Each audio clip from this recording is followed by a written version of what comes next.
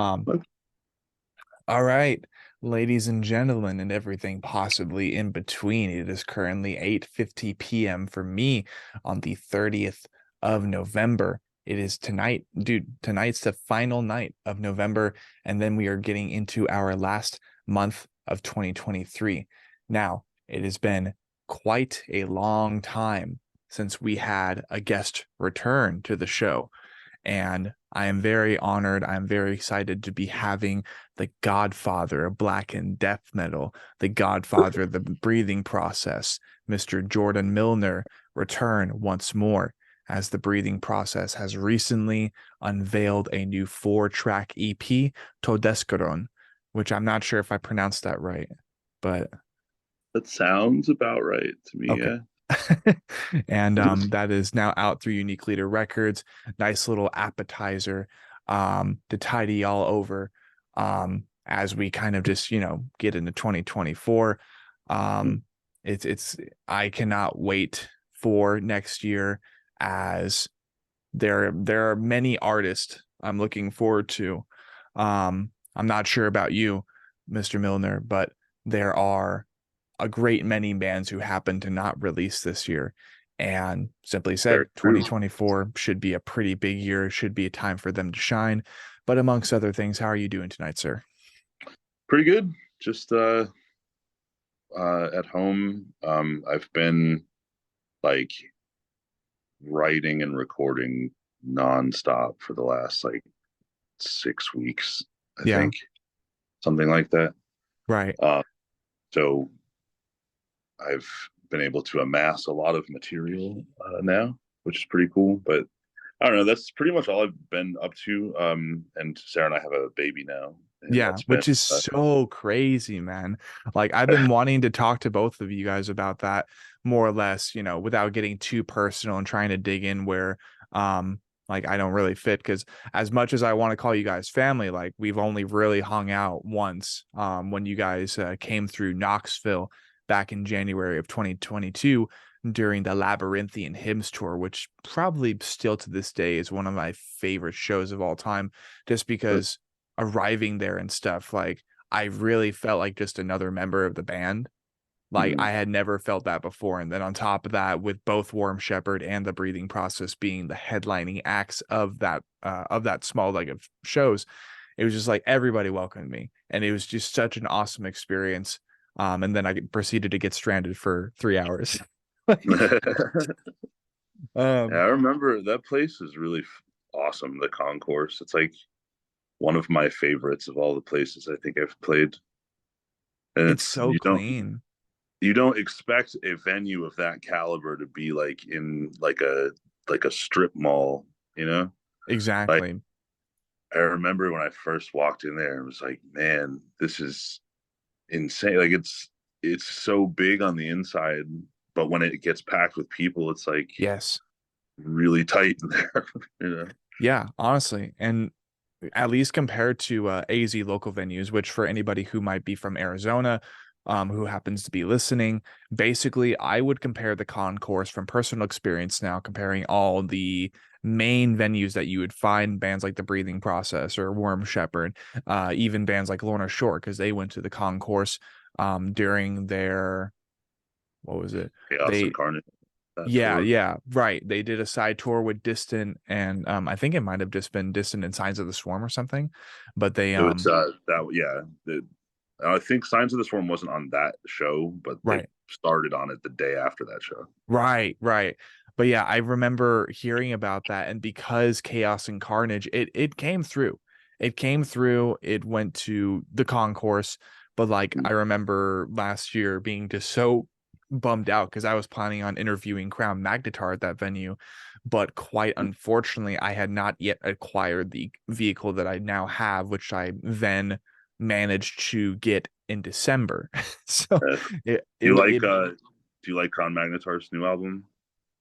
dude, I think the one thing I can say is that as someone who's been at least participating in the deathcore genre since the tail end of the cleansing cycle for Suicide Silence, as well as many other iconic records, I would say Everything Bleeds is probably going to end up being their like cleansing level reputation deathcore album.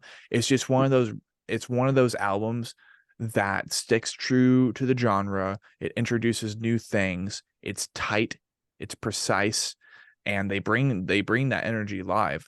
And there's not too much behind it. So I guess in a sense, lyrically speaking, it isn't exactly Silent Planet.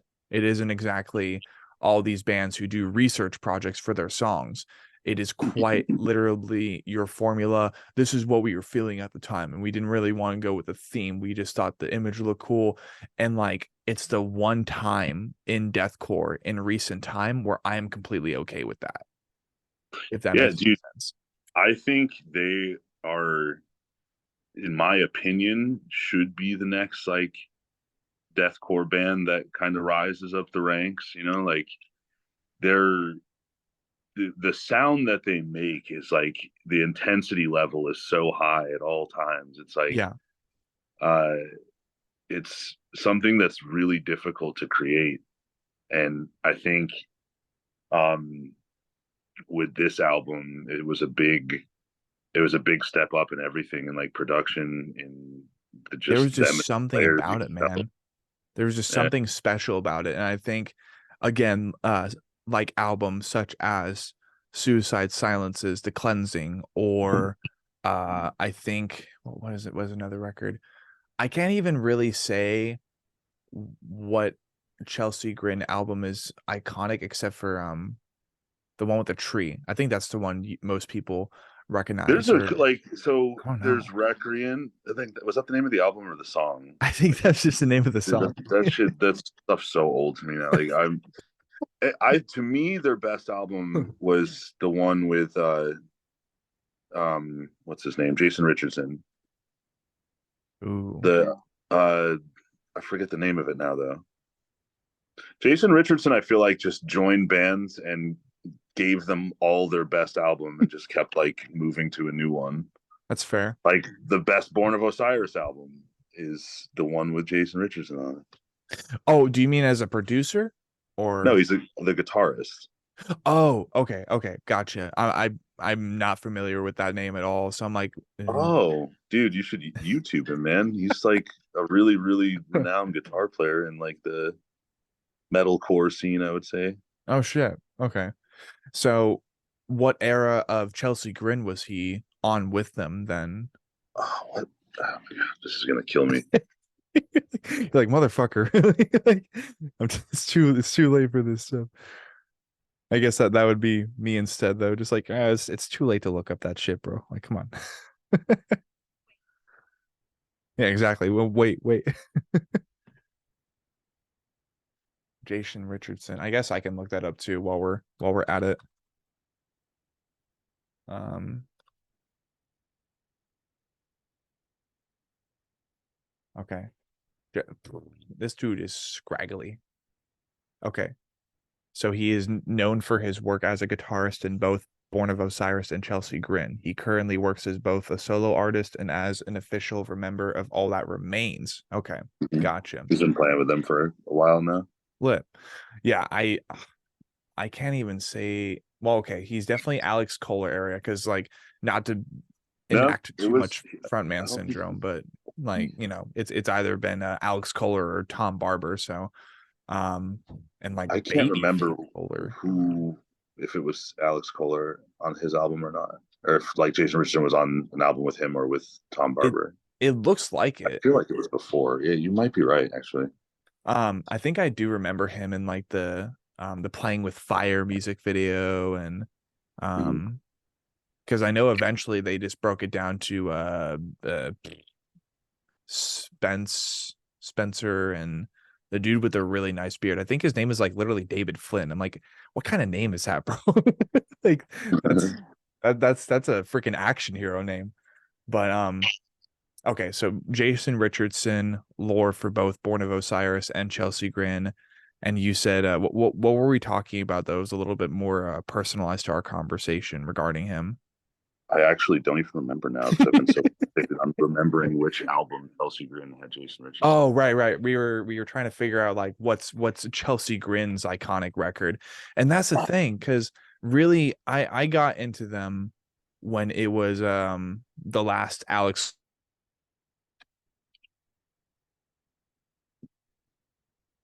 Oh, hey, I can't hear you anymore if that matters. It does matter. This mic There we sucks go. and There we go. swallows. I can hear you now. Okay. So it was the one album the lady had like half of her face was all barky, like not like woof woof barky, but like it was like wood. I'll go ahead and look it up, but that's kind of when I jumped on with them. And then Eternal Nightmare came out. I'm like, this is fucking sick. But who's this random guy named Tom Barber? Why is he in here? And then I learned about the great vocalist migration. I'm like, holy shit, they just Yeah, had a whole bunch of vocalists switch back and forth. What's going on? dude, Um, that it was so crazy. Like that exchange that happened worked out better for every band involved, pretty much. oh yeah. So the Like, oh, sorry, go ahead. No, you're fine. You're fine. I was just gonna say the album I jumped on with them was Self-Inflicted. I thought it was like Don't Ask, Don't Tell, but that was just an older song off of one of their other records. So I'm glad I got that confirmed and didn't sound like an idiot, somewhat. But Self-Inflicted is when I jumped on with them. I fell in love with American Dream, Four Horsemen, Clickbait, Skin Deep, Broken Bonds. I definitely want to cover that here soon because, of course, like you can't perfectly imitate any vocalist spectrum, but I've kind of figured out how to do his like more whiny vocal spectrum. So I want to do that real soon. And then if Like, not that, of course, just something off of Eternal Nightmare. But I missed a lot of albums I did between too. like 20, I think of the year, between like 2012 and like 2018. Anything that came out then, like I would still like hear about, some bands and stuff, but like Yeah. that was a time period where like I really just unplugged from the scene and everything. So like I missed a lot of albums that like a lot of people know now as like classics of the time, Yeah. like, and it's crazy because most like a lot of the bands from that era are the ones that are bigger now, Yeah. like Lorna Shore and Angel Maker. Last Dude, 10 seems to just like dude, the last 10 seconds of it's life, bro. unprecedented what that band has been able to achieve, like Hmm. in terms of how much they've had to like change things around, and they've had like a lot of really great vocalists, and they keep making awesome fucking music, Yeah. No, to where they're absolutely. still able to like, you know, keep themselves growing is really awesome. Like their current configuration, I love. Like they got, some dudes from out this way, like it's pretty cool, like to see, and I think the vocalist they have now to me is my favorite of all of them. And John Robert C is my homie too. Like Yeah. I love him to death. He did a fucking Absolute homie. fantastic job with that band. But like the new guy, just I don't know his name either. Like I Tyler know Beam. it's that's it, yeah. His Fucking laser he would beam, be bro. cool like no matter what band he was in. I think like he Yeah. just has this like this attitude about his voice that is rare. Like it reminds me in at times of like peak Phil Anselmo when his like voice was really good, like his screaming type of stuff, I mean. Yeah. But it's like that but with more ferocity behind it, it still has that like Appalachian twang to it in a cool way, Yeah. No, you know. what I can easily say is that of course I appreciated the last 10 seconds of life self-titled album when it released back last year. I appreciated it for what it was worth. And I remember talking with John about it, and without like unveiling too much personal information because I respect his privacy. I respect the privacy of all bands on Unique Leader Records and bands in general. Basically, they were clashing heads, and like they just eventually decided, you know what, we're just gonna like this doesn't feel right. And that's kind of like what happened, right? So Mhm. Tyler Beam jumped in, and I can tell you one thing for sure. I haven't been an OG fan of the last 10 seconds of life. I can't say that I've been listening to them since Soulless Hymns or since In Vivo, Ex Vivo. But what I can say is that I jumped on with them on their discography during the Violent Sound because of Bloodlust. And that was when John the Butcher, like already jumped on. But Tyler Beam to me, like, of course, the joke for me is that he's a laser beam, like, like it's just insane. But I Yeah. think he brings everything, vocally speaking, in a live setting that Storm Strope did in the first two records. And he also brings that ambition, that ferocity. He's really, really tall. I think I don't know, I don't know the stats as far as like height or anything with Storm Strope, but there's just something really rewarding about what Tyler Beam is bringing to the band, and I Yeah. cannot wait to hear whatever they decide to release next year. I mean, they released a sampler EP, and that was already enough for me. I'm like, yep, this is the dude. This is the man. He's gonna just bring new shit to this band. And I mean, it was exciting enough to hear that they decided to sign to Unique Leader Records.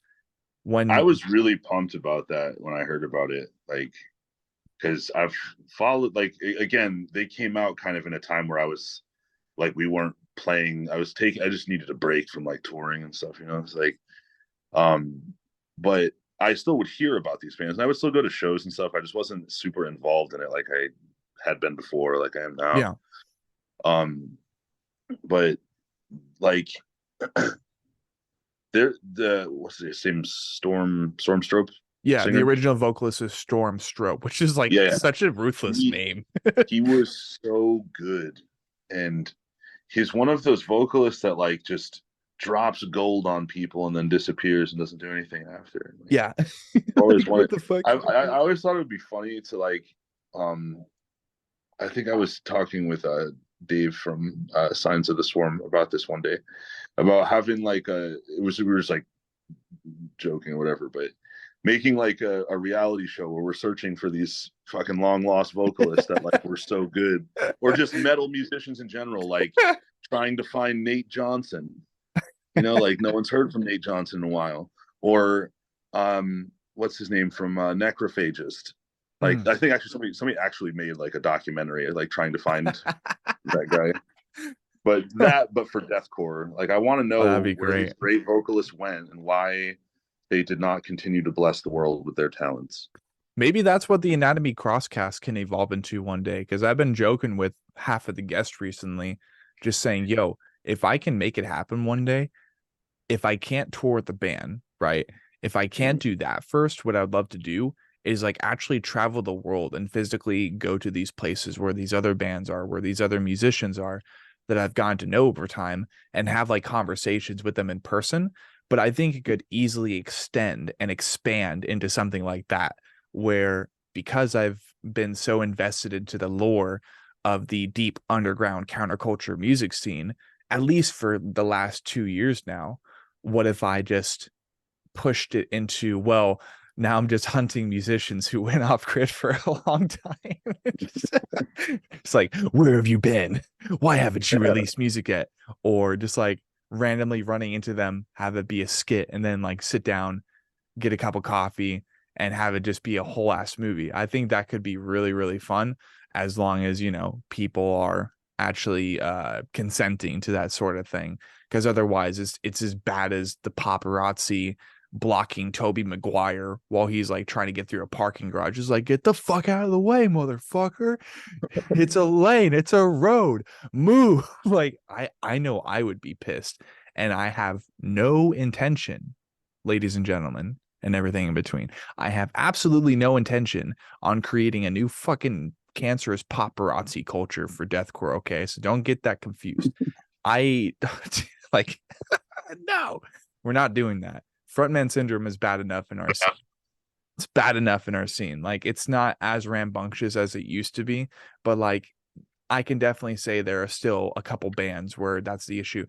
I maybe Lorna Shore, Like everybody's like always talking about Will Ramos, and like nobody You- talks about Adam D'Amico's solos enough, bro. Or the fucking I don't know. Maybe that's just well, me. I think now they're approaching the point of where they're all like going to be that famous. Like, Will is like, I don't know if you've met them before. You ever met them before? Not yet. I mean, okay, what I can say is that I briefly met them during my first VIP experience when they did that tour with Enterprise Earth during the Immortal cycle. And then, well, not, no, during what was the basically the Luciferus album cycle and the hype up for that album for Enterprise Earth. And Lorna Shore at the time had yet to unveil Immortal. And then they had Within Destruction and Body Snatcher opening up for them. And that's how I got Yeah, introduced to them. So, I mean, technically I met them, but it no. wasn't, unfortunately, it I wasn't. get. I guess more in particular, have you met Will before? Is what I meant to say. Oh, no, not yet. Short answer. Okay. So Will is like just as charismatic of a person off stage as he is on. Right. And it's extremely rare in like to come across someone like that.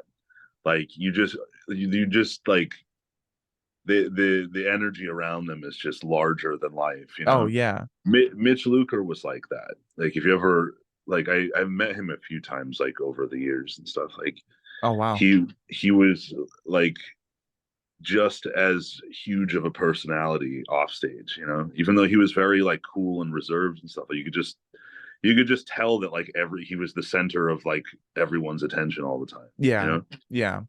Um, and that magnetism, I feel like, has really contributed to how big they've gotten.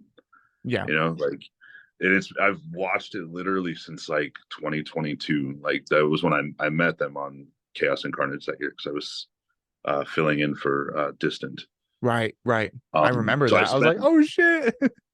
I spent like a good like 6 or 7 weeks with them, you know, like, and just to watch them go from like middle billing on that to like they're Alan just told me the other day, like the tour they're doing in Europe right now, the Pain Remains tour. Yeah. They just played a 6,000 cap like hockey arena, and it Holy was, and fuck. they almost sold it out. Like it was getting like Dude. really low, and I saw like videos of it, and it's like the most people I've ever seen like an indoor Present for a deathcore concert. Like, show. yeah, like, Oh my God, dude. and That's insane. that's with them headlining too. Like Yeah. their show now reflects that. Like they have fucking crazy pyro and shit now. Like it's insane, you know. Yeah.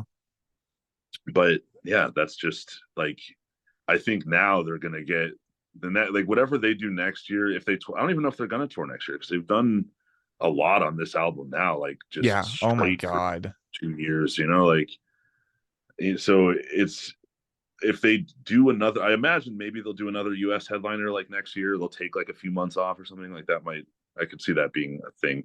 But their next like US headliner, I feel like is going to be in Dude, really fucking big venues. it has to be, man. Like I remember when they came through for the Pain Remains US tour, because they did have a date over in Tennessee because I was still living over there at the time. But the thing is, I would have gone to that show alone.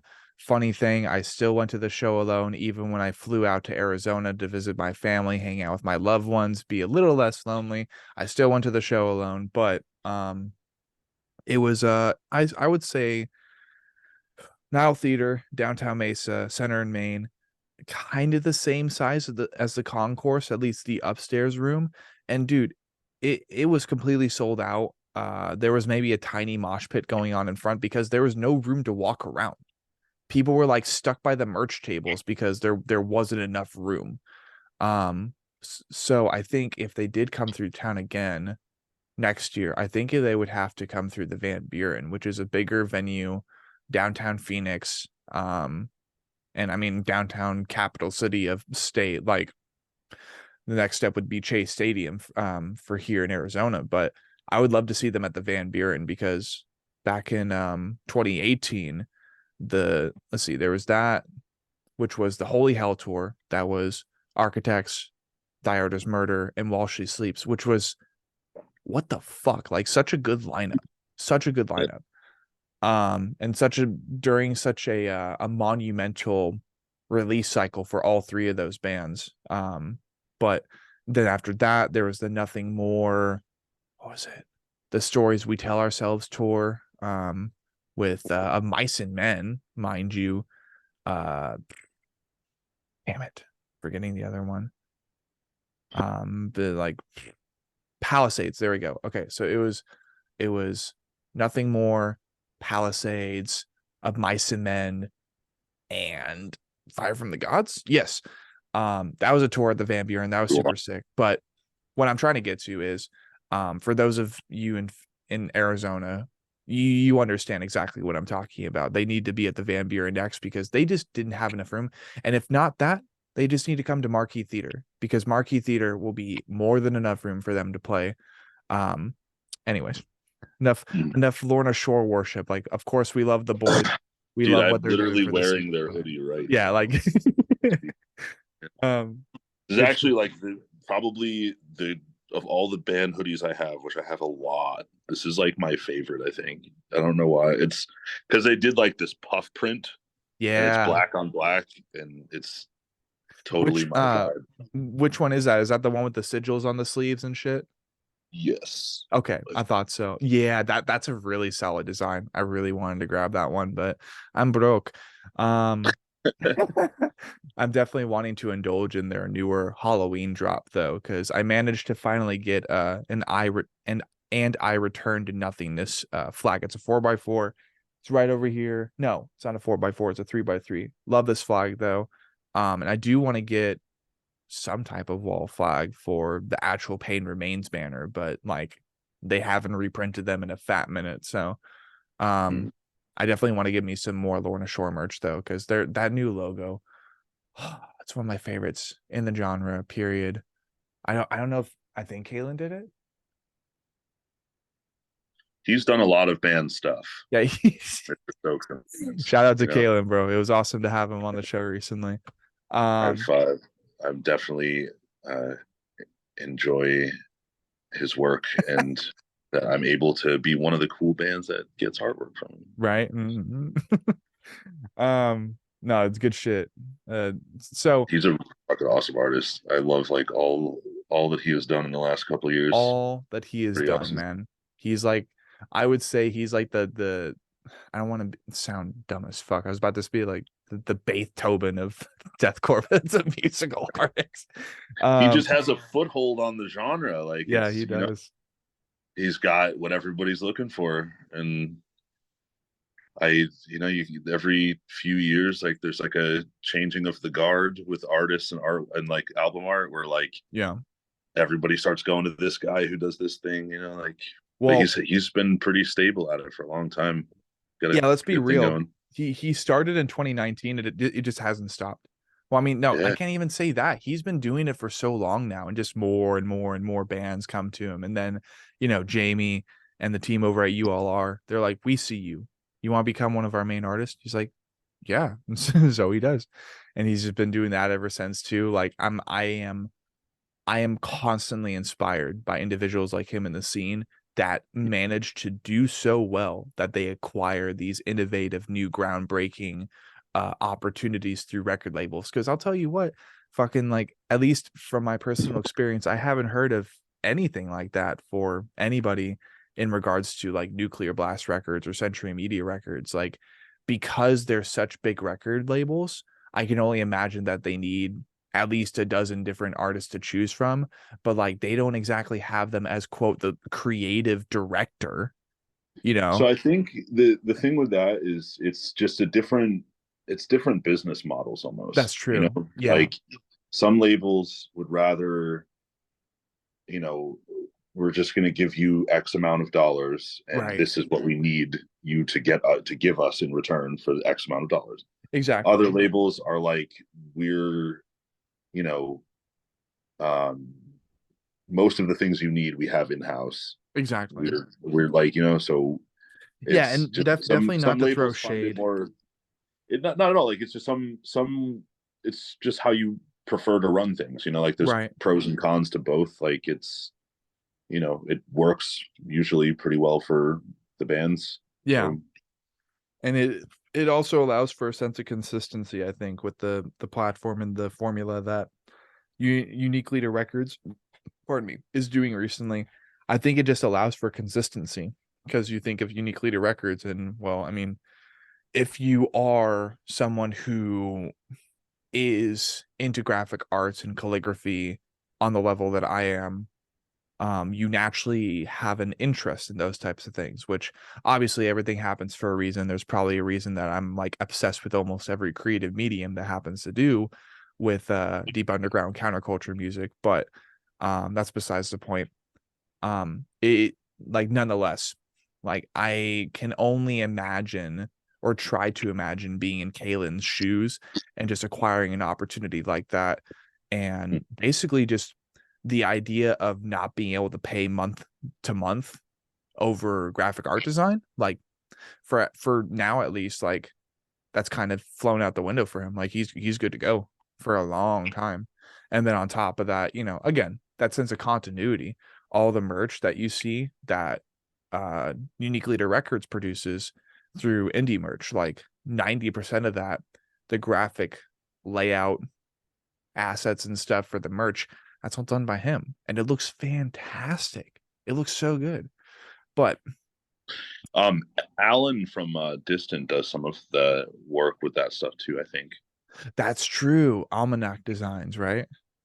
I think that's the name of it, yeah. Yeah, like that's the name of his company for sure. He's definitely I'm so sorry, Alan. He's like he's like one of the only because like Distant was one of my first episodes. I've been meaning to get Alan on forever now. Forever now. You should Um message him, man. He's I've been Alan is trying like to. my favorite European person on planet Earth, I think, that I've ever met in my life. Right. Oh no, He's I a mean, super cool guy to talk to, and he's does a lot of cool stuff. yeah, he does hella cool stuff. I remember when he was doing like discounted prices for like slamified or death chlorided like portraits and shit. He'd like black out your eyes and like put a whole bunch of like drip and goo and stuff. And basically what you see on most of the Distant merch, really, the characters, and then they're edited hella, or his calligraphy, his graphic art design stuff. He's been busy. He's been busy. And that's something I definitely admire and respect about him, is as someone who's trying to be as ambitious as I am and just do as many creative mediums as I can that are relevant to the career and the world that I'm wanting to dive headfirst into. Alan is definitely one of those people that inspires me constantly because he's a killer vocalist, he's a killer graphic artist, and I think he does like photography and stuff too, but I don't know if he has like any like consistent social media, just like, hey, if you need a photographer, bing bang boom. Like I don't know if he does any of that, but I've seen some of his work as a photographer and it's pretty good. It's good shit. But um definitely a rather chaotic session so far. Just like no script whatsoever. But honestly, when I've been doing this as long as I have, and we have returning guests like Jordan, it ends up being a more casual conversation. And it's like also eventually, at least by 10 p.m. or somewhere close to it, like I gotta go to bed because I gotta open for work and go to a call center tomorrow. Woo! But I'm Yes. looking forward to getting back on my feet financially because I have been in a fucking rut. Um, That's just every American in it is, 2023. yeah. But I mean, Like, like, ugh, everything dude, sucks. Everything sucks everywhere. yeah. Well, I mean, everything sucks even more when you're not employed for over a month. Sucks. And like, you can't, in my situation, you can't, or you couldn't, because I'm employed now, technically. Um, you couldn't exactly file for unemployment because like you voluntarily quit your prior job thinking that your new job was going to have you working in a couple days, and then they delay your training by a month and you're like, whoa, what?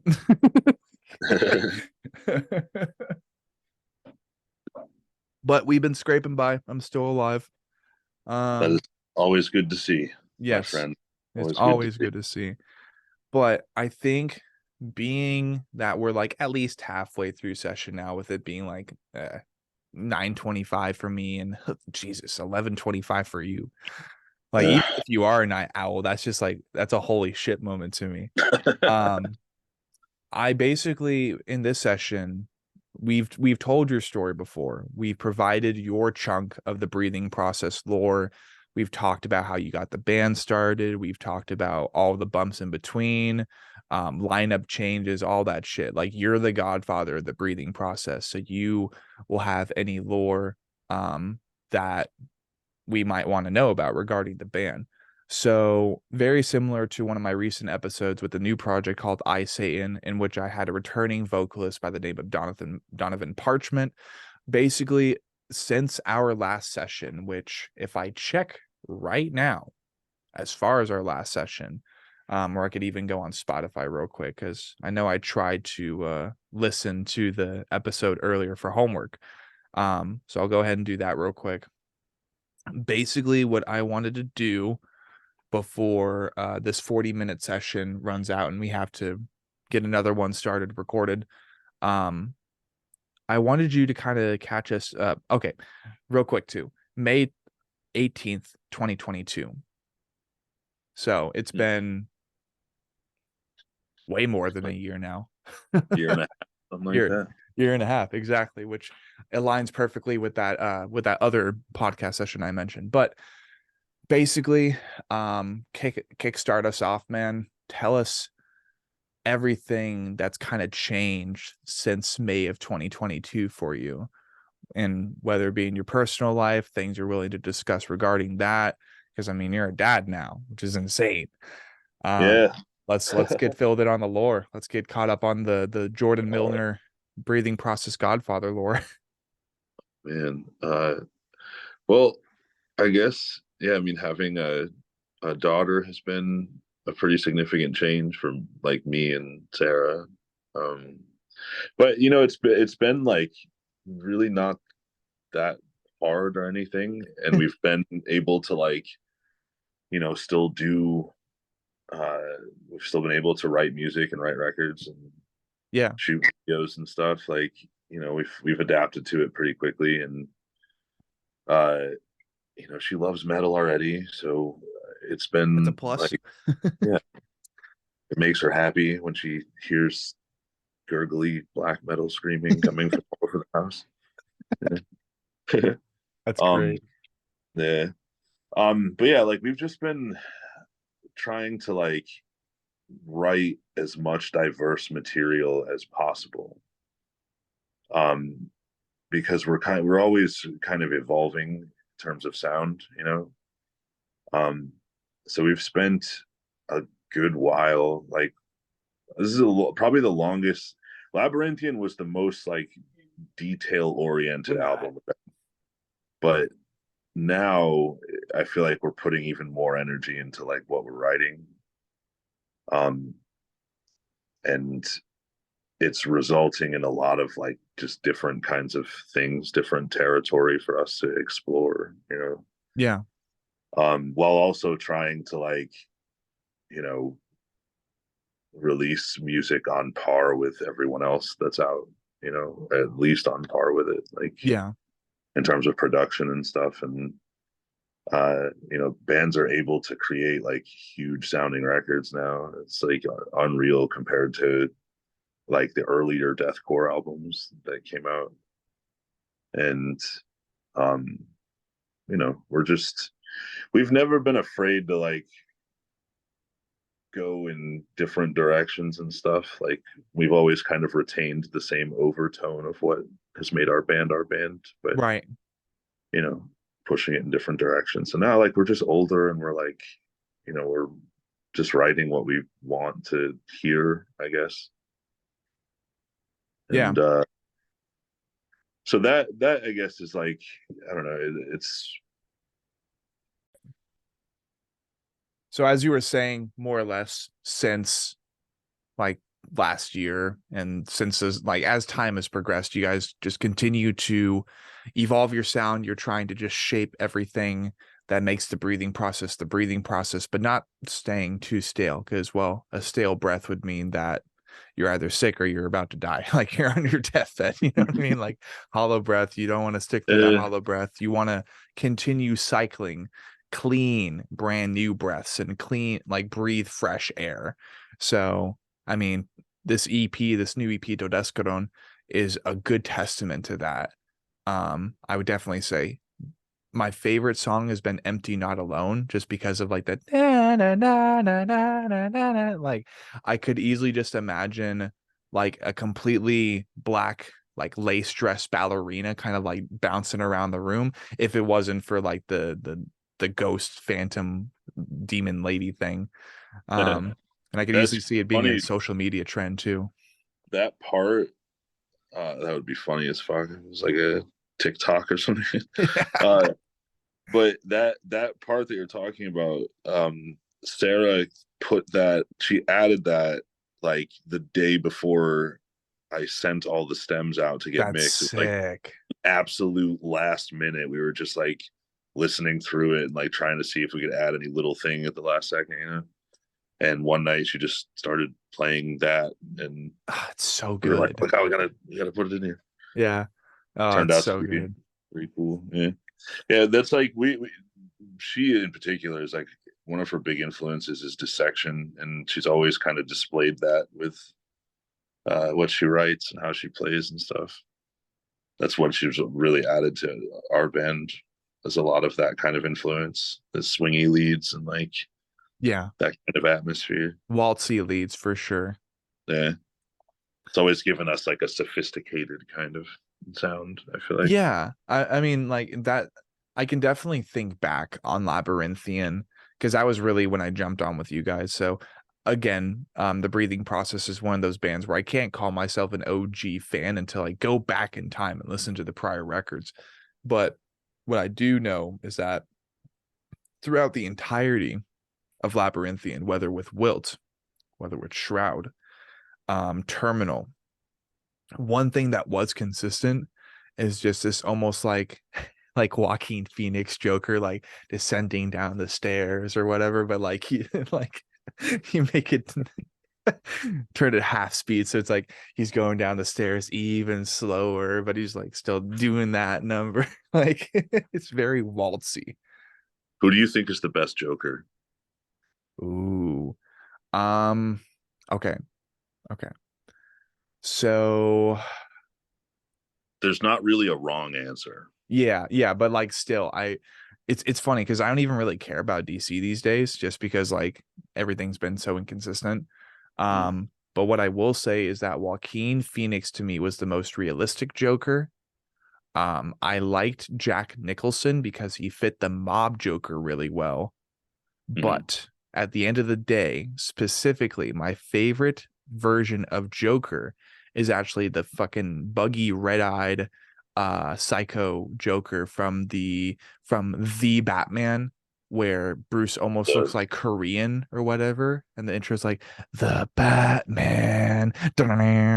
Like it's such a niche show and it was such a one-off. I don't think as many people care about it as there could be.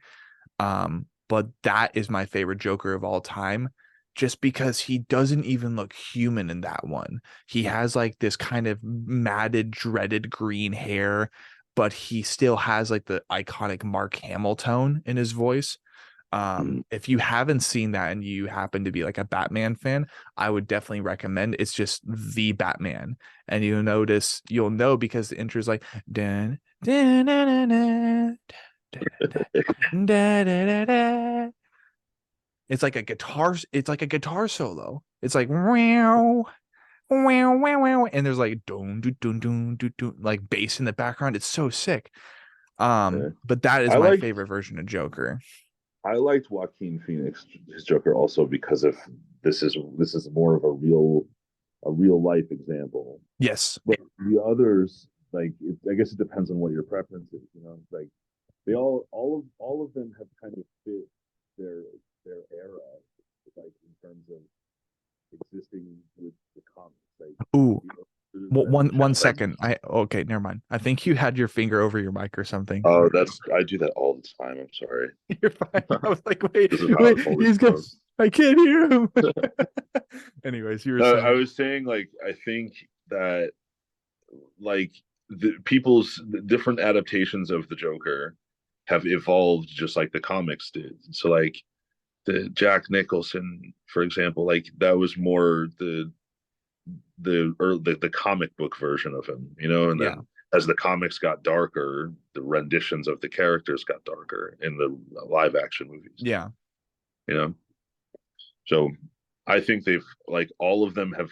I don't think there's been like a bad Joker. Like anyone that's played him, even this is kind of a hot take too, but Jared Leto's Joker really was not bad. Like it fit that type of movie The pretty well. character wasn't bad, but the level of method acting that he resorted to get into character was fucking atrocious. Maybe because I think well, how could you? He was the one that had to go after Heath Ledger. Like it's Yeah, but he, you don't do he, that by bringing used condoms and pig heads to set. right. I'm Like, not saying like that he did what he had to do or like he did no. some really foul and stupid things, but Yeah. like Like, but I feel like he probably was under a pretty tremendous amount of pressure yeah. in And terms of then having he, you have to follow up a legendary performance of the same character, yeah. like And which then, means everyone is going to compare you to that. right. How do you know what I mean? If somebody Yeah. told you like millions of people are going to compare you to the greatest actor like at this character of all Yeah. time, What I can you know, say like is, you know, yeah. Like, he sorry. probably overdid it a little, and I think he did a pretty decent job. Like I didn't mind his take on it. I didn't I cringe at didn't him mind a it lot. at the time. No, like if it wasn't for me hearing about that all that BTS shit, like which for example Heath Ledger, bro, the worst thing that he did was like isolate himself or something. He like was eating incorrectly and therefore he kind of delved into an insane role because he was trying. He did method acting too, so there's no denying that. And what I will say is that I do appreciate what Jared Leto's Joker progressed into with the Zack Snyder's cut of Justice League. I thought that was very interesting. I thought he did a really good laugh.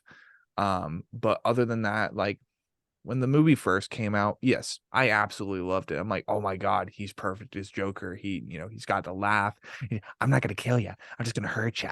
Really, really bad. Like I thought that was pretty impressive. I was like, oh my God, this dude's a psychopath. This is the new Joker. Sick.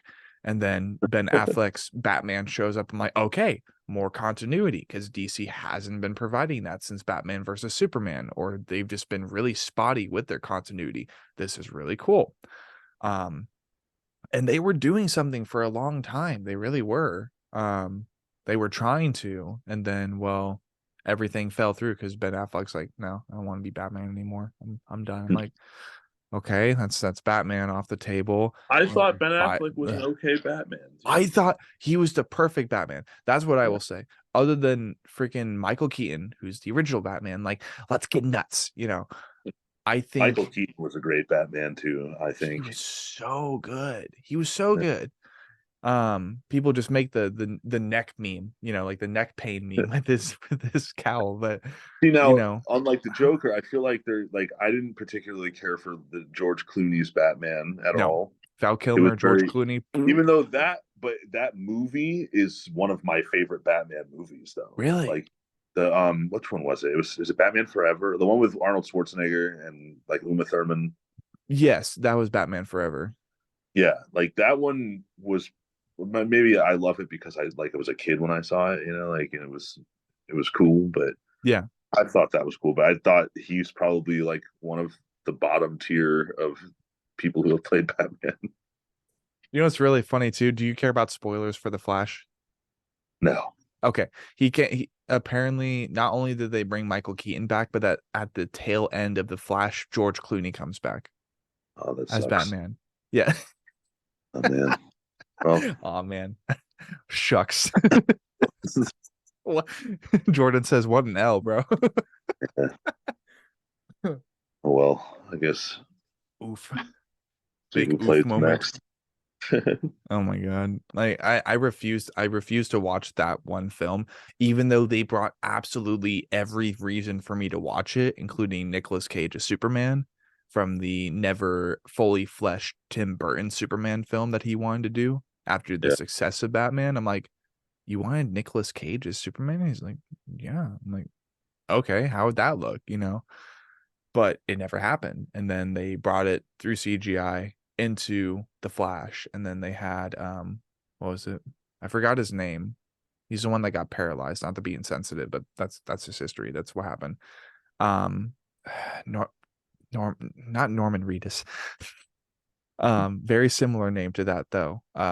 The original live action Superman. They brought him back into the Flash when they're doing like the multiversal and credit scenes and shit. But yeah, I absolutely refuse to watch that because of Ezra Miller. Bad juju. Bad juju. It's just like, I don't know. Um, but we're talking about Batman, we're talking about the Joker. Yeah, Um, I sorry, I didn't mean to derail like the conversation, but I just no, you're for fine. You're fine. We're not myself like asking. the most we have to talk about tonight is just getting caught up on what you've been up to, and then talking about like a 4-song EP, which the EP is great, but like, there's a big difference between 4 songs and 12 songs, which is promoting Labyrinthian. So Yeah. um it's just a casual conversation. We're just shooting the shit, actually being homies over the phone here, talking cross country. We're doing our thing. It's okay. No pressure, because I have like, what is it, like 4 or 5 other podcasts to do this weekend or some shit. So like, I'm gonna be Busy surprised man. if I yeah, like I'm gonna be surprised if I manage to keep up with all this shit. But Yeah. um, I don't know, man. Like, obviously, you said that it hasn't been difficult taking on the role of being a father, but It's been difficult in other areas for been sure. different. But Okay, as far as like not really like we've been able to like kind of just adapt and resume like yeah, creating and stuff. And it's been really nice. And both our work schedules work out. So we're like, we both spend a lot of time with our baby and yeah. spend time together and stuff. And it's pretty So cool. if you don't mind me asking, of course, are most of the guys in the breathing process still working like a regular job? Or are you guys like full time the Oh, breathing yeah. process? Oh, okay. No, Okay. we're not that cool. It's like, come on, dude. We're not Lord of Shore level yet. No, we're all just like, we all work regular jobs and we're all kind of able to, make our schedules work around when we have stuff to do, Yeah, you know. that's So fair. if we ever, wanted to do like a tour or something, like we're sorry, You're good. my cat was clawing at my foot. Mm,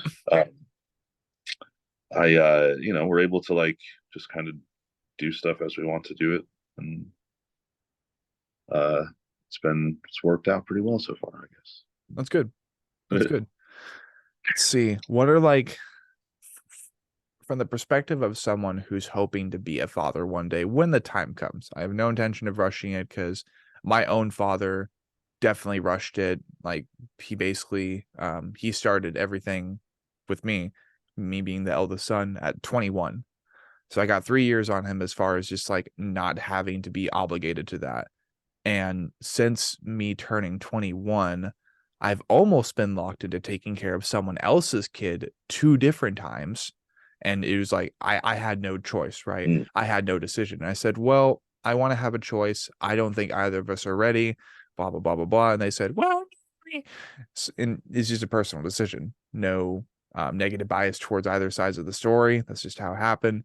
So, that in mind, one day when the time comes, like, I definitely want to have like a full-fledged family, like 4 to 5 kids or something. And obviously, with you and Sarah, it's just one kid so far. So, like, what are some things you've learned becoming a parent, and like how has it kind of like changed your life, if you don't mind me asking? Because that's a deeper question Wow, for sure. that's a really deep question, actually. I'm so Um, sorry. no, it's cool. Like I'm trying to think of like how to answer that. I'm still kind of learning like how much of an impact it makes, you know, like you just kind of take it day by day and try to absorb it as slowly as you can Yeah. without getting trying not to get overwhelmed. Sarah does a lot of like caring for her because I Right. work more. Like, you know, she does a lot more than I have to do, I guess, as dad. I think my turn for uh all of this is going to come in like a year when she's not a year, and actually a few months when she starts running around and trying to Oh open boy. everything up. That's when it's going to be more dad duty, I think. But it just like it gives you a reason to wake up every day. You know, like as much as I hate the morning and I hate waking up and going to work or like, you know, whatever, every day I wake up, it's like I just want to get up and go see my kid, you know. So like it's that's something I think that changed the most for me is that not that I was like, you know, super down like prior, but I mean I think Yeah. like you know, you go It gives you a early. it gives you a new kind of kick in the ass as far as like Yeah. motivating you, getting you up, getting you to do all these amazing things you're doing with your life. Because most people, like myself, they have a difficulty even getting to the starting line and finding that other half, right? And then on top of that, stack that with the variable that you're in a deathcore band or like you're in a death metal band, black and death metal band. You're on a label, which also takes up more time because it's like you're obligated to do these things. You're not exactly on your own schedule per se. Like it's loose. People are understanding because that's people are becoming more understanding over time. But okay, simplifying it a little bit, you're um you're in a death metal band. Um you found that other person also happens to be in a band. They're also in your band with you creating music. So like then eventually things just work out and it just happens. And it's a great thing. So it's like I can only imagine how lucky you must feel to be in those shoes. Just because again, most people have difficulty getting to the starting line. And then when you're at the starting line, sure, you have a partner, but then maybe they're in the exact opposite lifestyle that you're in. Maybe they're like a Christian bookworm or something like that. You if that makes any sense. So they're in such a different side of society and they're like, well, I don't want you to be on the road doing your band stuff all the time. Like if we do have kids one day, I want you to be I want you to be home hanging out with the kids, that way they have that time with you, like all that type of stuff. Does that make sense? Yeah. Yeah, totally. Like I don't know, it's just baffling. It's baffling to me that, and I'm like honestly happy for you, man. Like not many deathcore kids can say, or death metal deathcore kids can say that they're in that spot. You know what I mean? Yeah, I mean, I know there's a lot of guys in touring bands too that have kids, and like, you know, at the moment, like, we're not like really, uh, haven't had to experience that yet. But you know, in the future, I'm sure it's going to be another like adjustment and trying to figure out how to navigate that. So Another day to day or day by day. yeah, I mean, but you know, again, like we're all just trying to figure out how to make it all happen at once. Because at the same time, you know, Sarah and I are both like we've both always been artists, and like I think uh, both of us want our daughter to like have cool parents, you know. So I think, and I want her to like look up to her mom, you know, and Yeah. hear like as like a musician that's like on stage and playing Like in my front of. mom's a rock star. Yeah, Yeah. yeah. So Beautiful. I that's love I it. think that's the goal that we're going for here with it all. It's a beautiful goal. And Yeah. like I mean, the only other circumstance comparable to you and Sarah's, I think, would probably be Courtney LaPlante and the main guitarist. Hmm. Spirit Box? Because no. Yeah, that's Yeah. them Okay. and Cheney and Cheney and what's his name from Entheos. Naveen. Yeah. Naveen. They're pretty cool too. I love them. I I don't. watch I watch their TikToks sometimes. That's cool. That's cool. I almost forgot about Entheos, man. Like they're really cool. I've been meaning to see them live. So things have been working out for you. You're a dad now, which is super cool. Congratulations on that. Um, and I mean, honestly, like, do you have any like horror stories? Any like any like massive things that have been happening in your life other than having a kid since we last talked? Like, Oh, horror stories, man. No, not really. okay, No, we're like I've just been like I said, just we've all been working on music nonstop. It's yeah, been a lot like, and it's the EP. Like we started writing that like almost immediately after Labyrinthian. Like really, we toured a good. Well, we like so the song Claude, I Claude, think. yeah, featuring Devin, the boy, Yeah, the homie. that that one that song we started writing that like uh, really like not long after Labyrinthian came out. Like once we did Shit, some tour stuff, but we just started writing so much stuff that it was like, now we have way more than an album, yeah, and we were like, and some of it, like with I think with us, I don't know every band's creative process, everyone's kind of different, but I think for us, like we start writing, we go into every like release with an idea, whether it's wanting to add new sounds or take sounds out that we had on the last thing, or like, yeah, you know, and we kind of discuss it and then we start writing, right? And then um it takes us a few songs to find like the sound that we're really going for. right. Because when you first start putting things together, it's like little ideas, and like we have like full songs that we just have never released because it was like in the writing sessions Yeah, for that always album. baffles my mind when bands tell me about that. It's because like you get songs to a certain point, but you don't feel like it's complete because there's something about it that isn't right, like that Yeah, doesn't that's sound. missing. Yeah, there's something that's missing, and what happens is you can only spend so long on it before you just run out of ideas for it. So you have to put it down Yeah. for a little bit and go to something else and then come back to it. So what happens is like the next song you write is completed a lot faster. And then Mm, the next one you just keep you know what I mean? So like that's how songs kind of get shelved, is like it's good, but for whatever reason it's not as good as all these other songs that I wrote yeah. afterwards, you know? And then you can either go back to them and kind of rework them, or they just stay, They gather dust. buried. Like, and I'm talking like songs like with full, like they didn't we didn't like track them for the albums, but like we all have like enough recording gear and like experience to where our demos are like we can make pretty full song sounding demos, Right.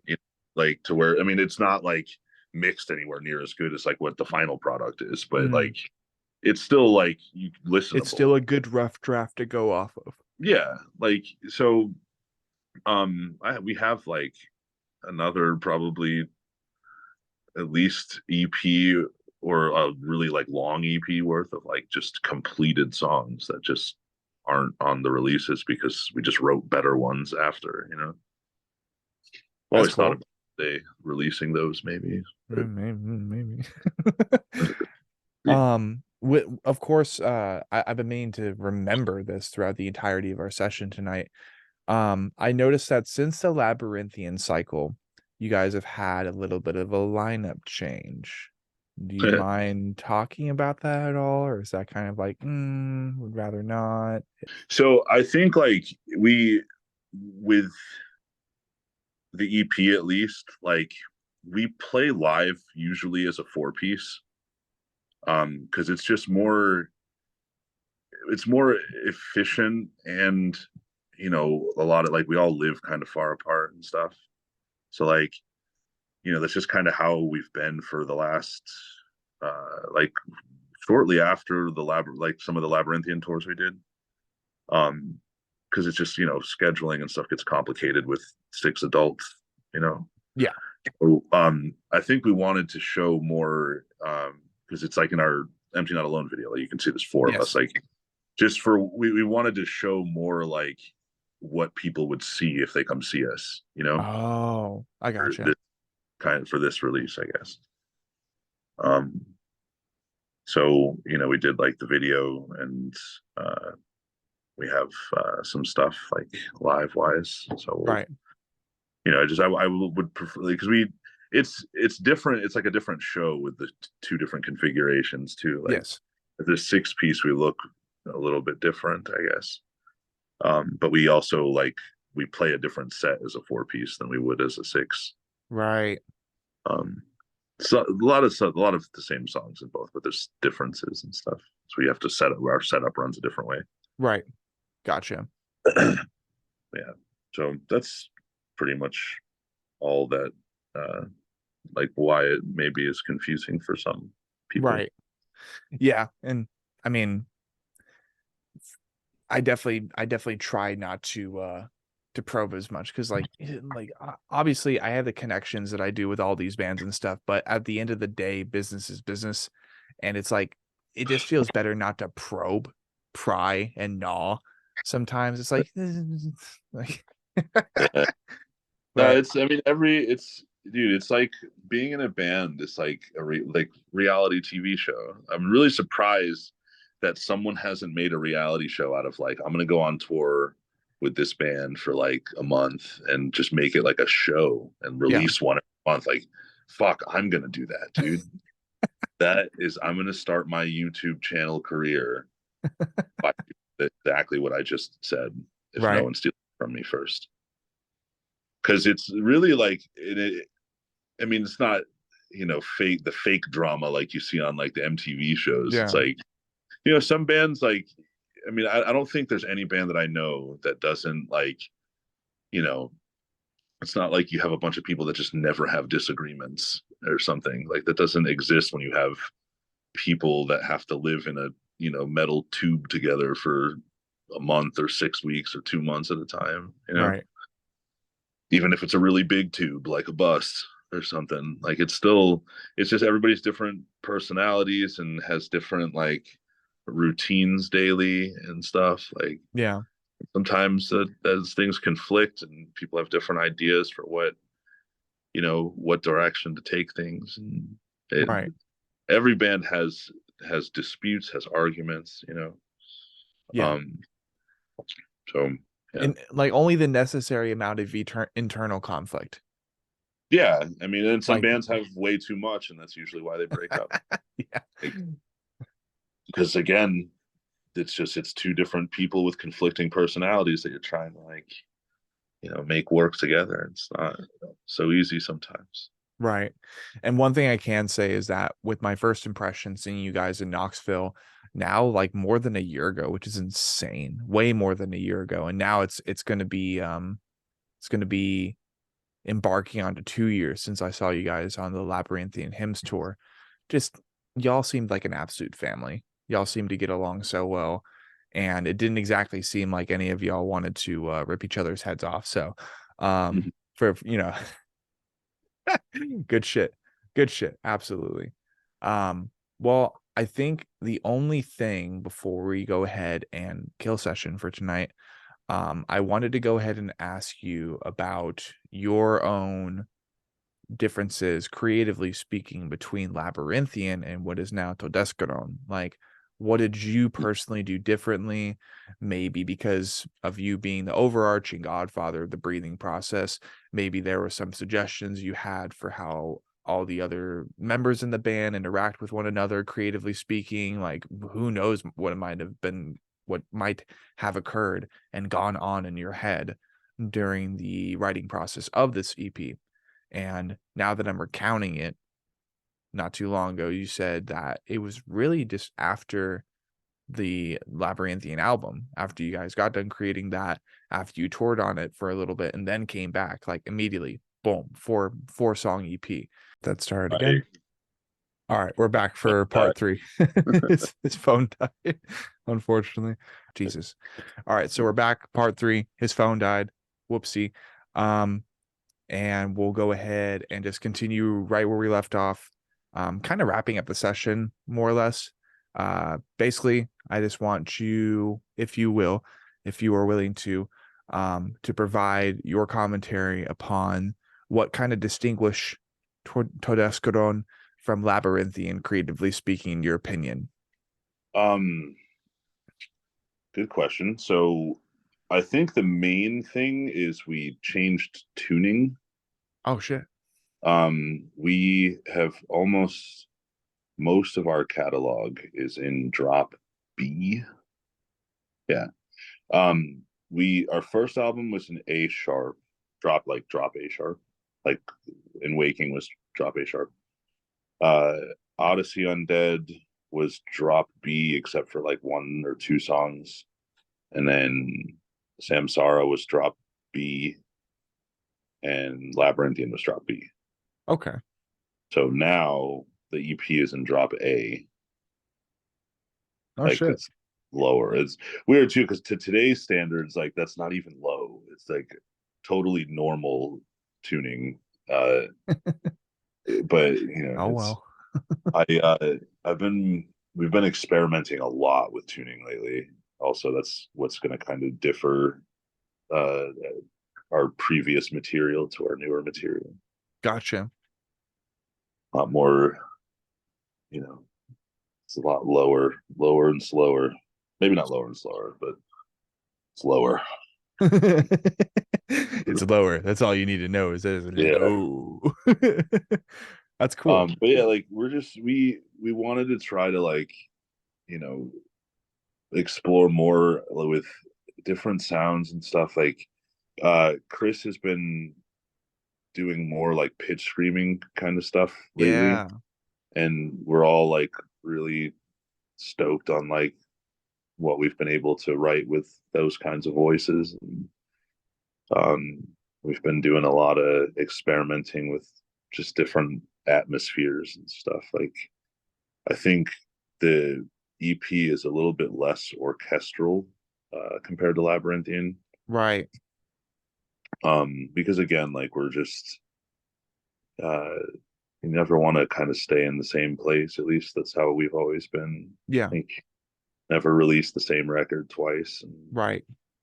um, I really like um, what we've been able to kind of figure out with it. I think it's a lot less. It was kind of the songs that we chose for it were like all kind of early on in the chunk of stuff that we have written. Okay. So like it's weird. It was like how I explained before about how the songwriting process goes, you know. So these are like the songs we wrote that kind of shaped what the next stuff sounds like, I guess. Ooh. You know what I mean? And for that, it is indeed an appetizer compared to the full course meal you guys are planning to unleash in the near future, Correct. which is always so much fun. And like, I love that I think it's very ironic that that the breathing process and Worm Shepherd, as close as you guys are, whether it's bands or people, and then you happen to be on the same label. So it's like basically your cousins or some shit at the very least. I love that both of you guys decided to go ahead and provide appetite appetizer EPs, and then going into next year at some point you're like, you know what, we have a full course meal with all the freaking meat and potatoes, but nothing to do with Thanksgiving. We're just trying to give you everything you need in a meal. It's just not going to be coming for a little bit, so here's some snacks, here's some stuffing, here's Well, some I like think fresh kettle corn potato chips or something. I Like, think just the EP format is what we're gonna see a lot of in the next like year or two because it's like it's a more efficient delivery system in today's musical climate where like people's attention spans get less and less as technology progresses further and further. So like Yeah, the amount of time that it takes to write a full album and everything that comes with it, meaning like all of the promotional materials, like music videos, lyric videos, or whatever, like playthrough videos, all the stuff that you have to make for a full album. Because music videos on an EP you really need one, maybe two, if you got like a decent sized budget for it. But that's you fair.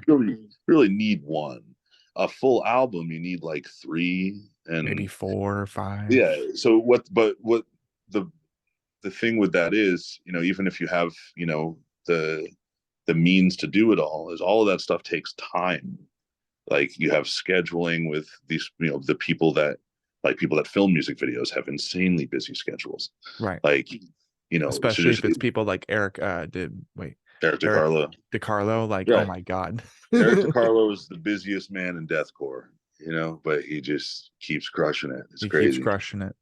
And then Yeah. when he's not doing that, he's crushing his drum set for Face Yourself. Like, what the fuck, dude? Right. And that's like they're gonna be out next year. Hmm.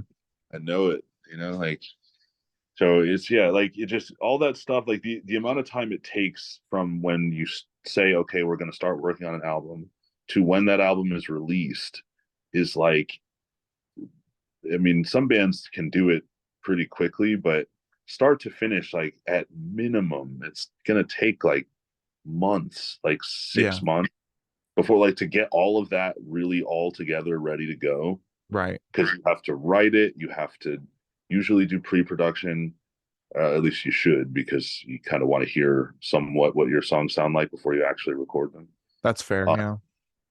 so between writing, pre-production, actually tracking it, then depending on, if you're going to a studio to record it or sending stems like we usually do, Right. that takes time to send out. They get mixed and mastered. You go back and forth with, tweaking it, and then submit it. Then it comes out 3 months after that. Like, so anyways, the amount of time to gather that much content for an EP is significantly less. Yeah.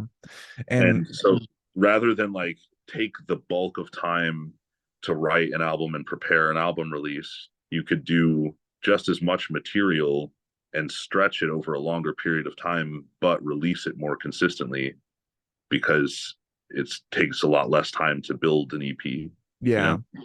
I think bands like Distant do that really well, especially when they were on Unique Leader Records.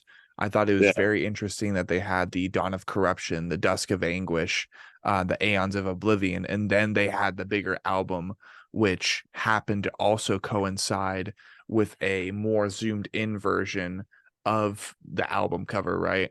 I think Yeah. that release formula is really good because it basically it keeps surprising people, especially when you do an EP, which is at least 4 to 5 songs like they were doing. You do that 3 times in a row. And then on top of that, when you get all those songs together, you get them released, and then you have like maybe 2 or 3 more songs, and that makes a full album. And it's like, whoa, this album cover is a zoomed in version. And like, oh my gosh, the EP cover was just the album cover zoomed in. What? People go nuts. And I don't know about you, but when Distant did that specifically, I lost my mind. I'm like, that is so genius, creatively speaking, because not only are you bringing back these songs, but you're also bringing back the major graphic art assets that came with these smaller releases, and you're then building up to a grander thing. And then you have your bigger album, you tour upon that with even more hype. You provide a sense of, yeah, I mean, we're just slowly piecing together an album, but they're all EPs. Like, I think that's just an excellent marketing strategy. Um, and definitely with my own project, I'm getting the roadmap together for that right now, because obviously I do not have the financial resources to back and fund what I'm wanting to do. I barely know how to get into bass, but I'm planning on getting into bass more as we get into 2024. As I finally have a tune strings, I have like they're brand new. My buddy let me borrow his amp. I finally got a power cord for the amp, so I can start recording bass guitar covers. It's going to be a whole thing, people. Guarantee 2024 should be a very, very big year for Sean Cross, as I'm going to be playing a lot more bass. I've joined a band recently as their backup vocalist and bassist. You get the point. Um, Lots of big changes, and I I don't know how I went from distance major, very, very well We were done talking about marketing we are strategy. talking about EPs and like Yeah, versus full length albums and stuff. right.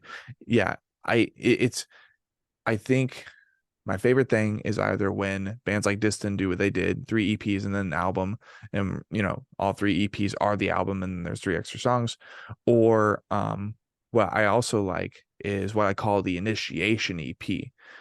Lorna Shore and The Last 10 Seconds of Life did this.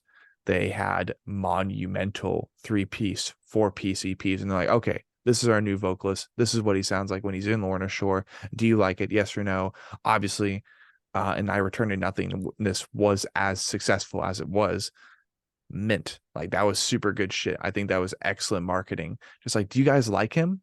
Yeah, yeah. Like TikToks exploding and shit. People are like, oh my gosh, this deathcore song could be a Super Bowl halftime song or Wouldn't halftime surprise. theme. What's crazy? I really thought that they were gonna get a Grammy nomination this year, and I'm Mm, really shocked that they didn't I'm because of shocked too. how big of a year they've had. You know, It's been one of the biggest for them, and it's since they released Pain Remains. What was it? Was it last September? No, it was like uh, October and November. yeah, it was in the winter. It was definitely in the winter, but I remember when that album came out and it was like rocking number one on iTunes and metal for 2 weeks in a row. And I'm like, yeah, dude, this is it. This is deathcore's time to shine, baby. Like, let's go. And especially black and deathcore, which is a little bit more niche. And of course, with Pain Remains, they don't even regard that as blackened deathcore. But okay, there are breakdowns. It's blackened. There are orchestral elements. There are symphonic elements, and then mixing that with deathcore, which modern deathcore is just the most disgusting vocal techniques, tremolo, guitar leads and shit, and then chug chug chug chug chug, ruthless drums. It's deathcore, and it's okay. Um, they've been doing a lot of good stuff, but initiation EPs or three EPs album, really good marketing strategies. That's what I was trying to get to, is just the fact that I'm planning on doing like at least a 5 song EP first for my project Blind Without Our Failures, and then after that I'm planning on building into like a full length, and I think people will really appreciate the way that I assemble the songs that I put onto those records, because of that first EP is going to be emo as fuck. Like so bad. But the thing is, I laugh at it, but it does come from an authentic place. So it's not like my girlfriend left me and I hate the fucking world. It was like really, really bad timing. And a lot of people at the time were convinced that I was as depressed as I was solely because of what was going on, which April 2020, that was the pandemic. But no, there was a lot more stuff going on at that time. But it helped me, I think, without realizing it, putting myself through the misery and the emotions that I did at the time will probably produce one of the most talked about songs in the band, in the project, once the band becomes relevant. Like, only 4 monthly listeners on Spotify. It's been rough. It's been rough. I need to get more content Right. rolling. You gotta just utilize social media's tools. You Yeah, know, it that will. There's a lot of it that works. There's some of it that doesn't. But I yeah, mean, it's just a adapt it lot of it is overcome. a lot of it is luck these days too. That's always been a part of it. Like that, a lot of people, most professions you can train for, and after X amount of training, you will have that job. You Yeah, know, being an artist is like it's the, tough. being trained for it is only part of it. Even once Yeah, you get there, even once you're fully trained to a professional level, then you have to also get kind of lucky, and it's a whole get process. it's the world that picks you to be. one that is One amongst the rest. relevant. Yeah. And definitely not amongst the low and empty. And that's um, another band, dude. Like they have had such a monster year this year. they Signs of the have. Swarm. It's been awesome to like just see the growth, and they're from here. Like it's a good. It's been pretty awesome. Like their tours have gotten way bigger. Their newest Yeah. album is like the best thing they've done. Honestly, like I love Amongst the Low and Empty so much. It took me a while to get into it. Dream Killer and Shackles Like Talons, like those kind of middleman songs on the album. It took me a Yeah. bit to get used to them, but then I'm like, you know what? They're really experimenting and they're bringing everything that makes them Signs of the Swarm and they're cranking it up to like Lorna Shore slash Infant Annihilator level musical inclination and sophistication. And I love this new album. I got to see them play it live November 11th when they came through for the Carnifex tour, and I felt bad because I never have attached myself emotionally to the discography of Carnifex. So I actually left after Signs of the Swarm, but like I just need to start listening to Carnifex, man. Because I if anything, I understand and acknowledge the fact that when it comes to our world, musically speaking, they're kind of like the original in mainstream terms too, mind you. They're kind of like the modern Lorna Shore, just with corpse paint, like a little bit of corpse paint. The oh, I can't hear you, boss. Oh, my finger was over the microphone. Do you mean Carnifex? Yes, Carnifex.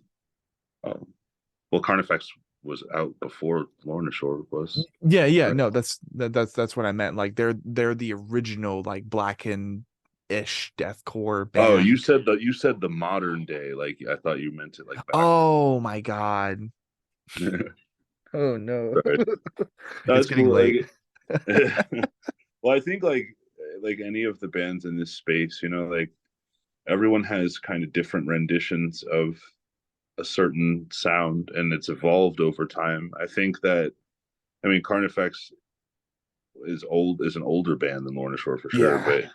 but the other thing too, like Lorna Shore, like they're not super new. Like they I think they first when they were like a local band, I think it was like 2012 maybe. Right. And So that's like that's why really not far off from when like Carnifex started or when we started. Like, but what I think it is like because the other thing too with Carnifex is like they didn't always have the kind of black metal influence. Like for mm, the first half of their career, they were like in the same. They were a deathcore band. Like they sounded the same, like not the same, but similar to like what Suicide Silence was doing, or like right. Suffocate, like any of those bands from California at the time. Like, Right. and then I forget which album it was where they switched and like or not switched, but like they started adding more of the orchestral stuff in and whatnot. But Yeah. again, like so my point to that though is like I think like Tor is an evolved and better version of that. Like they're Mm. like blackened deathcore and it's like in its final form, I guess. Right. You Yeah, more or less what I was the only reason I used Lorna Shore as an example was to kind of click with mainstream modern minds, right? When it comes to know? counterculture music. Like right now, the names you would hear are Sleep Token, Spirit Box, Lorna Shore, Brand of Sacrifice, Slaughter to Actually, Prevail. I'm really surprised that someone hasn't thrown all of them on a tour together yet because it would be That's really what fun. I'm fucking saying, bro. I Like, think if you think about this, if you made a tour, I don't. But the thing is, I don't know who would headline this right now. Bad Omens. Nah, no, Eh, I don't. I wouldn't. I mean, I think Lorna Shore is in a place now, especially after that tour they did in Europe yes. last year with Parkway Drive. I think, like, Yes. I think they could tour with any metalcore band, and will have more like will have the same crowd that the headliner has, or like, or if you put them out in the U.S. with like I don't know who's a huge metalcore band right now, like Huge metalcore band. I would say um I would say Beartooth, but they're leaning definitely more into like AC/DC kind of like Yeah, hippie rock these days. Beartooth is a little. That's not. I wouldn't quite Nah. do them. I Yeah, I don't mean, even. I'm not like at this point. I'm not sure who would headline over Lorna Shore anymore. Like, ooh, with the exception of like the tour that they just did with like Gojira and Mastodon. Like that's right, huge. That's the big time. That's like when you've made it as a musician. When you're right. doing like that, like touring at that level is like nuts. So aside from those two, like I don't know. I think they've transcended the deathcore line. They I think at have. this point, You know what? as far as like as metal is concerned, like could they go tour with Ed Sheeran? No, but like you know, like they were about to go out with Bring Me the Horizon, and I feel like that will still Oh, probably happen. really? Yeah, What the fuck? they were on a tour in Europe with them, and it got canceled or postponed or something like that. What the? Well, That was okay. like a year or two. Yeah. Um, So what we were just talking about though, what about Lorna Shore and Carnifex? I think Lorna Shore headlines over Carnifex now Really? for sure. Shit. Well, I mean, like, what if it's like passing the torch type of thing? Because they're not the same style, and we've already agreed upon that. But in the second half of Carnifex's journey, as they've like kind of gotten as they've continued to evolve and change their sound, not that I would know, because I can't say that I'm a listener of Carnifex.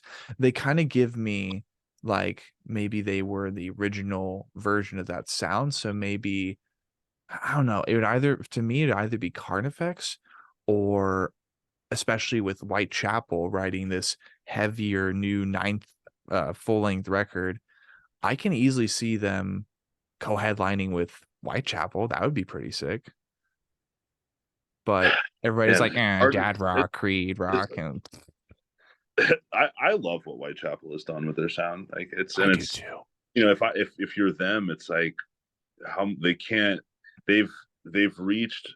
I mean, as far as what they've known up to this point, like Mhm. they're one of the premier names in the genre. So like Yes. they're pretty much at the top of it. I love that And term, premier names. That's yeah. sick. So like where do you go from there? You can't get any bigger existing in this space because you're at the top of it already. So you start to try to reach beyond that. And like I think they've done it in a way that doesn't sacrifice their integrity as a deathcore band. I Yeah. think it's just like adding or trying different things that they can Honestly, I offer. love their newer stuff so much more than their Yeah, older stuff. I think it's great. Like Like, you know, those two albums, then man. they, like they're trying to get more into the crossover space, I think. And it's a good spot for them, I think. Like Yeah. they still sound like a heavy band, even with the softer songs. Like it's just It they're provides artists. Like balance, bro. they don't walk around like pissed off all day every day, Like other Like some of emotions them are that dads now. sure. Yeah. No, I love their But newer stuff, man. even that, like it's because if you think about like picking headliners versus openers, or whatever, it's like who will sell the most tickets, Like, and I'm not like you're right. Like with that in particular, like Whitechapel and Lorna Shore, I'm not sure who would headline. I think that might be one of those cases where like they had this issue with Mayhem Fest too. I think for a while, like what some bands like you get to a certain point where it's like either one of them could headline, so it's not really benefiting either to tour together. Like Right. why would you split money when you could make more by yourself? Yeah. Although that might be something like the tours I've seen lately. There's been like the kind of co-headliner format. So that I would think that shit that, just works. I think at this point with the last like 2 years they warrant like that conversation at the least. They might even be bigger at this point. I don't know. Yeah. I think that would be my dream tour right now is Whitechapel, Lorna Shore, not like any in-session bias per se. No joke. I would want it to be Whitechapel, Lorna Shore, The Breathing Process, Awaken Providence, Warm Shepherd, and Nithful, because I was on session with Awaken Providence. I was talking to DeAndre and Adam later last year. We were lyrically dissecting Eternity. We were talking about this new culture that Derek Connolly of Nithful has kickstarted. He kickstarted a little bit ago with just this is Nithful's thing, is Ignite the Church. And we were like, what if there was an Ignite the Church tour? Like almost specifically not on a toxic mayhem or Burzum level, but just like spooky, anti-religious, anti-church, like, Yeah, fuck that's your Jesus cult. Yeah, it's like been a that type of thing. while since one of those bands existed. Like Yeah. And I from think Rivers. Nidful is fucking awesome. I Yes. think that Derek is like the next vocalist that people like, you know, Try to get up to. yeah, like he's an insane vocalist. The voices he can create that I've heard are like madness. Right.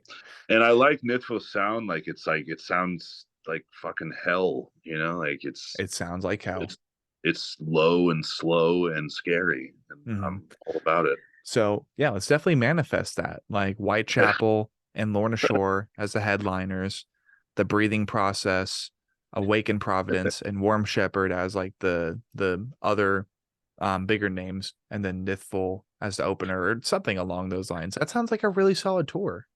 I would love to tour with Awaken Providence. Those are I want to uh, see you I guys like tour too. That way I can hang out with all the homies, all the homies. And if not Awaken Providence, like no shit, Worm Shepherd. Like it just definitely seems as of recently that like me knowing what I know, it's like they're not exactly, it doesn't seem like they're ready for tour anytime soon. Like it's not really my business to say that. So most likely I'll edit that out. But I've like um I've talked to Derek a couple times. Maybe it was a while ago. I haven't talked to him in a while. But last I heard, that was kind of where they were at. I thought like they were just kind of making songs and stuff. But mhm, they good tour. They're fucking sick.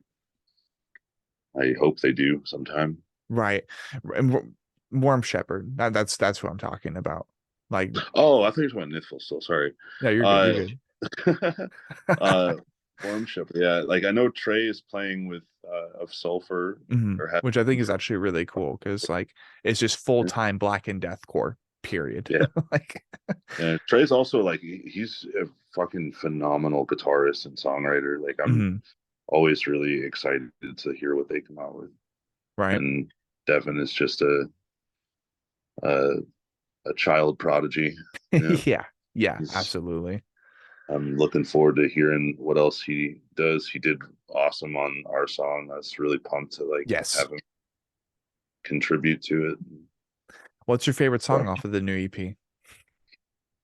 um, To be that person for a so second. I will say Claude is the most fun for me to play Mm, because it's just, chugs like what I grew up Jugs. on, you Yeah, know.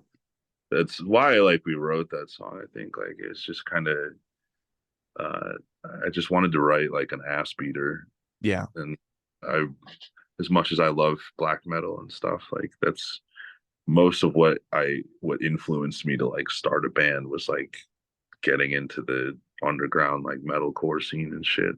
yeah, I've always grown up with heavy. right. If you're from New England, like that's the product that comes out of there. Kind of It's wish I was from New England. Like, what the fuck? that's just how the scene up there is. It's fucking tough. Like Hmm. lots of places have tough scenes too, but you Yeah, know, there's a lot of bands that cut their teeth in those VFW halls and stuff, yeah. with fights everywhere and whatnot. So if you weren't a heavy band, no one liked you. So I, I always had to. That's always been a part of like how like music I like and what I always wanted to create. Get tough or get fucked, kid. Like, Yeah. So that song, I think context.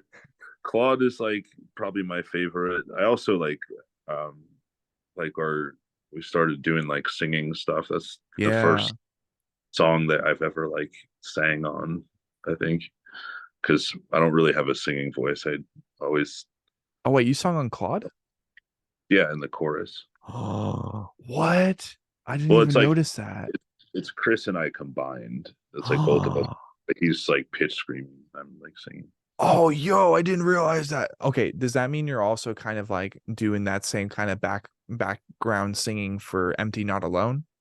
Yeah. Okay, that's so sick. I was wondering who was doing the clean singing. I thought it was Chris. I love that. No, it was me just pretending that I can hit notes, I guess. Oh, stop it. You sing And fine. I definitely do like I if I could sing fine, I would sing for a band or something. I've always wanted to be a singer. I just can't. Dude, fucking do It's it, not bro. part of my vocal cords. Everyone assumes because I have a deep voice, like, oh, you should totally sing. And I try to, Na, na, uh, na. I mean, okay, okay. Vocalist to vocalist, or I'm not a vocalist. Don't make that mistake. okay, kind of season, but still amateur, 7 years running vocalist to someone who contributed some type of vocal, and wanted to experiment for this EP. When you're singing, do you find yourself having a more like bassy voice? Like, is what we're hearing in Empty Not Alone and Claude, like, is that you kind of singing confidently, or were you kind of hesitant? Like, I'm super curious about this now. well, I guess one of the perks of having like a home studio is like I can sit here and just do take after take after take after take, Yeah, you know, and I can do it when no one is around. So right. like I, confidence wise, like it takes a while before I figure it out. And like, so now, like, I'm actually starting to take singing lessons because I want to figure Do out it, what bro. about my voice doesn't make musical notes and fix it. 'Cause Mm, it'd be cool. Like, but again, it doesn't mean like that's we're just gonna go to like singing or something like that. It's just like historically, we've always had clean singing. We had a bunch of it on Odyssey when Sarah did all of that. Like, I've been what? trying to, yeah, all the singing on Odyssey is Sarah. Okay, Or, so keep this in mind. I haven't learned to listen to Odyssey yet. oh, you should. It's cool, sort of. It came out in 2010, I think, and is probably Yo. my magnum opus as a guitar player, as Oh, that was dude. definitely when I was at my peak. All right, people, And it's time for me to become a true fan. The fuck is up? Like, let's get that session recorded, maybe. I gotta hear this now. That's so man, cool. And see, here's the thing, bro. Here's the thing. As far as I'm concerned, one of my favorite mechanics in the band is when there are more members in the band singing, and not only are they doing that live, but they're doing that in studio as well. It's like more pieces that end up culminating and becoming the soul of the band. yeah, I also think like, and this is why we've always kind of used singing sparingly. Right. We did a lot on Odyssey Undead, but that was because like we were so excited that oh my god, somebody knows how to sing. Let's put it everywhere, you know. Because it gives you more of a broad, it gives you like a broader scope of the vocals. Um, Yes. like because it doesn't mean that like you always have to use it, but sometimes like parts sound really good with it. So why not? If you're able to do it, do it. Bro, I'm about to do so much homework on this band. What the fuck? Yeah, that Just like one. listen to the entire discography and then do a tier maker video being like, am I a true fan of the breathing process? No, you jumped in on Labyrinthian, you fucking poser. Like, I think most people that have like liked our band or have followed our band, I'm pretty sure Odyssey is probably their favorite record. really? That's what like the consensus that I've always gotten. And it sucks because when we released that, like we were going through like a really weird time in our career where like our label was like switching distributors and like uh we were going through like lineup changes and whatnot. Like it sucks because I wish that like we had the like like our position in the scene then, I guess, which was like I never felt like we were big or anything like that, but Monumental, but like people knew no, about you.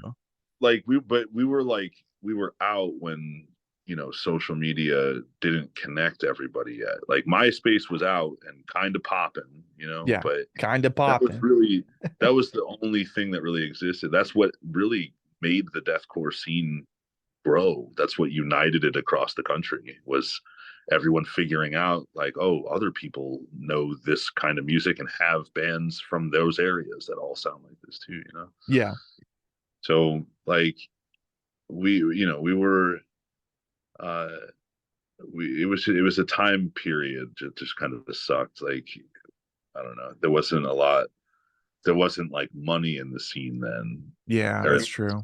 just in the genre. It wasn't like the industry was just starting to like pick up on it, like signing Right. bands and giving them some kind of like recording Financial product. reimbursement. Yeah, Like, but it was still it was small though. It was like small yeah. scale.